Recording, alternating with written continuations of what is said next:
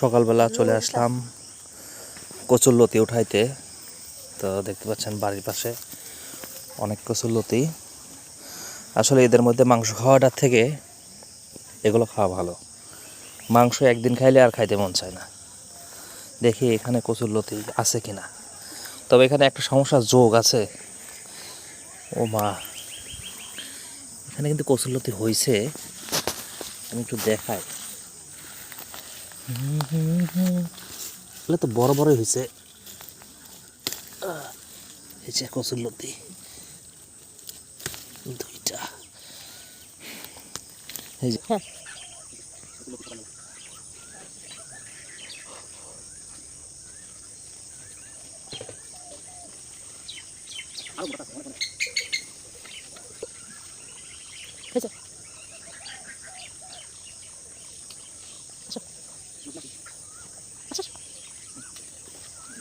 এই যে সকালবেলা ফ্রিতে উঠাই নিয়ে আসলাম টাকা ছাড়া।